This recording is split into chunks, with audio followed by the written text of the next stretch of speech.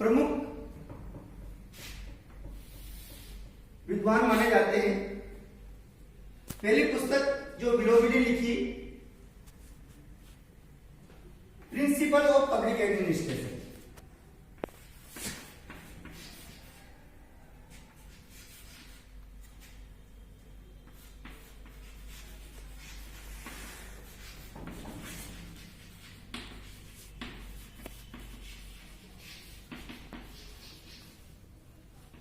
Principle of public administration, Willoughby.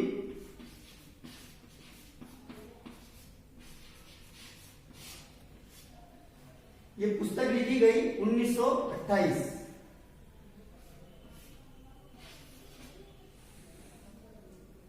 जैसा कि पुस्तक के नाम से स्पष्ट है, लोक प्रशासन के सिद्धांत होते हैं। प्रोफेसर विलोबी ने लोक प्रशासन के सिद्धांतों पर चर्चा की इस पुस्तक के द्वारा और बताया कि लोक प्रशासन के बहुत सारे सिद्धांत होते हैं, जैसे पद सोपान है, और आगे इसी में गुलिक का एक कोष्ठा सिद्धांत आता है, लूथर गुलिक।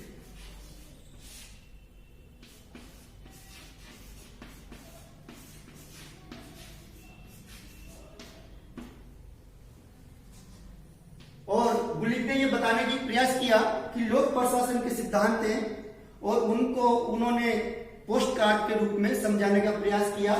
P से मतलब प्लानिंग, O से मतलब ऑर्गेनाइजेशन, A से मतलब स्टाफिंग, D से मतलब डायरेक्शन और CO से मतलब है कोऑर्डिनेशन।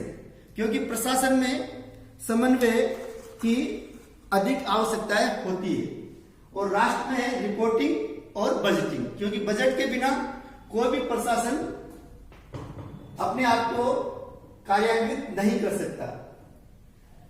इसी चरण में दूसरी पुस्तक आती है, जनरल एंड इंडस्ट्रियल मैनेजमेंट।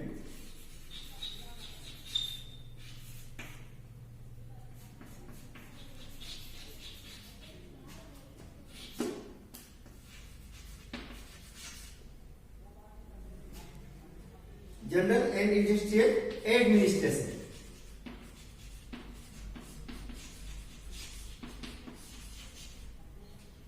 ये पुस्तक है हेनरी फेयर।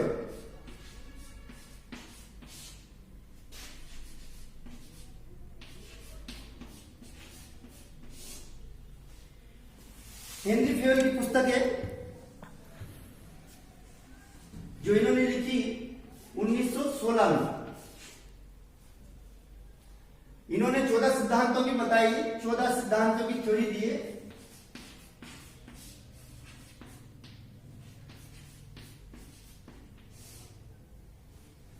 सिद्धांत वैज्ञानिक प्रबंध के बारे में भी इन्होंने काफी लिखा है। तो general and industrial management administration, प्रशासन के बारे में इन्होंने भी सिद्धांतों की रचना करी और 14 सिद्धांतों के नाम से हेनरी फेयर माने जाते हैं, इनके मुख्य सिद्धांत माने गए। इसी चरण में एक और राइटर आते हैं 1937 में, जिनकी पुस्तक है पेपर ऑन द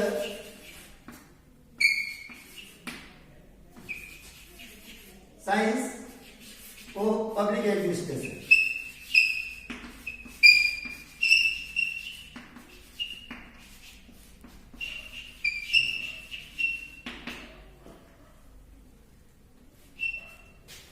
ये पुस्तक लिखी है 1937 में उर्विक एवं गुलिक।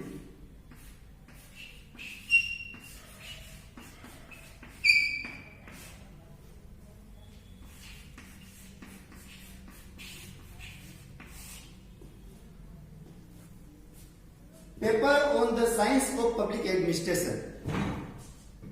तो इसमें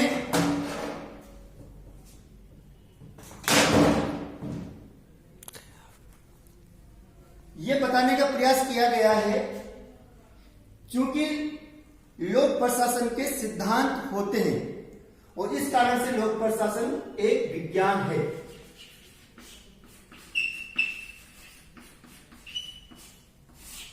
जिस प्रकार अन्य विज्ञानों में सिद्धांत होते हैं, लोक प्रशासन का कारण और कार्य के बीच संबंध होता है, क्रमबद्ध अध्ययन होता है, तो ये लोक प्रशासन में भी बताने का प्रयास इन विद्वानों ने किया। और उर्विक गुलिक ने लोक प्रशासन को एक विज्ञान के रूप में दर्जा दिलाने के लिए ये मान लिया कि लोक प्रशासन के सिद्धांत हैं और ये एक विज्ञान है। लेकिन नेक्स्ट चरण में हम जाएंगे तो वहां पर बताया जाता है कि लोक प्रशासन का मुख्य ध्येय मानवीय मूल्यों एवं विकास कार्यक्रमों को जनता तक पहुंचाना, जनता के हितों की रक्षा करना मुख्य ध्येय है, न कि सिद्धांतों पर बल दिया जाना। इस चरण में मुख्यतया टेक्नोलॉजी पर बल दिया गया।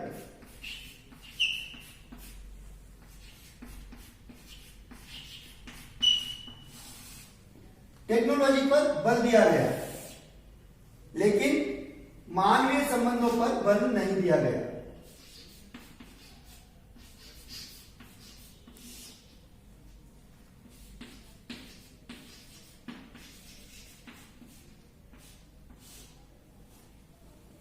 और इसी कारण से इसी की प्रतिक्रिया स्वरूप तीसरा चरण शुरू होता है लोक प्रशासन के विकास का।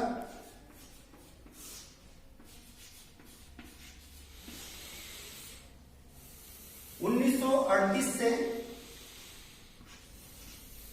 1947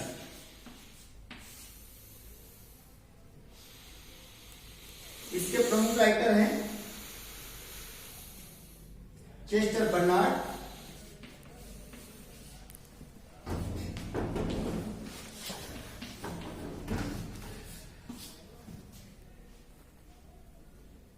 हर्बर्ट साइमन,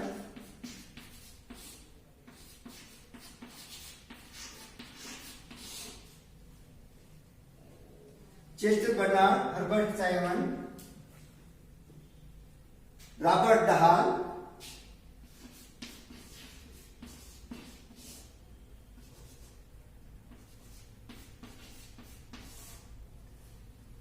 इत्यादि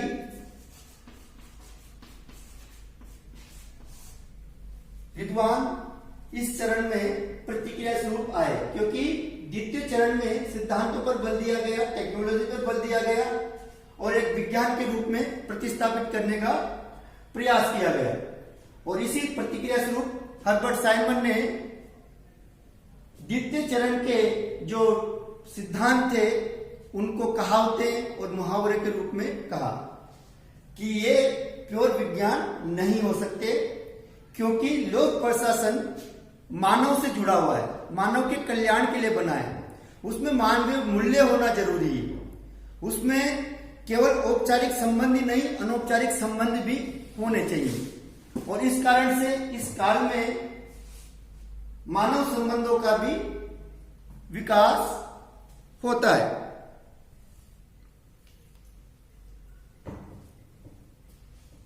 इस काल की प्रथम पुस्तक है तीसरे चरण की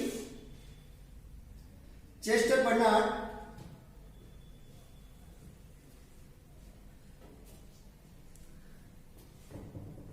the function of public administration, the function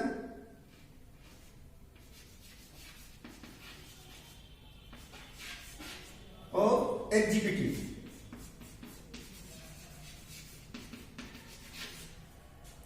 ये पुस्तक है बर्नार्ड की और ये है 1938। इस पुस्तक में लोक प्रशासन के कार्यों का जो प्रशासकीय अधिकारी और कर्मचारी करते हैं उसके बारे में बताया गया। और बर्नार्ड ने बताया कि किसी भी संगठन में या प्रशासन में केवल औपचारिक संबंधों से ही काम नहीं चल सकता, उसमें अनौपचारिक संबंध भी होना चाहिए। कर्मचारी के आपस में सहयोग, मित्रता और सहानुभूति, संवेदनशीलता, ये चीजें भी होना चाहिए। नहीं तो औपचारिक संगठन केवल मृतप्राय या टेक्नोलॉजी पर आधारित हो जाता है। इसके आगे हर्बर्ट साइमन ने पुस्तक लिखी द एडमिनिस्ट्रेटिव बिहेवियर।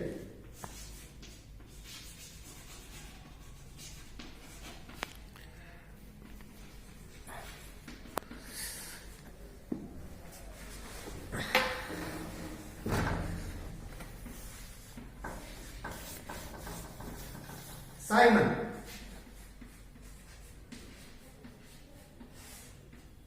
ये पुस्तक लिखी 1947 में।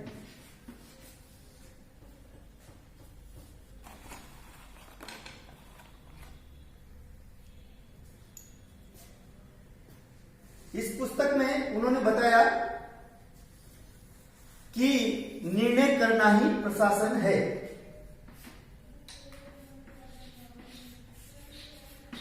निर्णय करना ही प्रशासन है।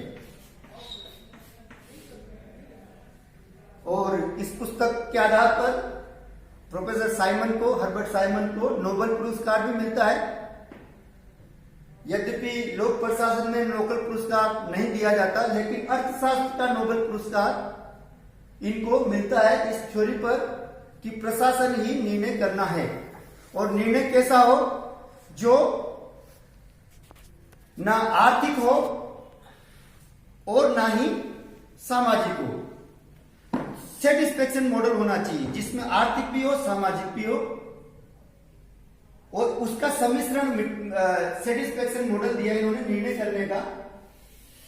उसके आधार पर इनको नोबेल पुरस्कार भी मिलता है। एक और पुस्तक आती है इसमें, पब्लिक एडमिनिस्ट्रेशन।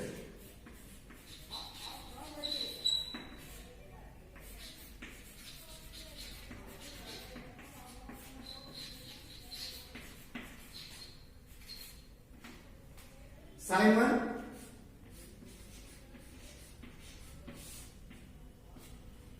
थॉमसन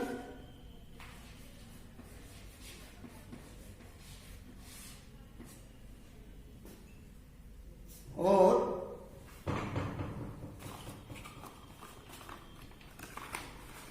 स्मिथ बर्ग।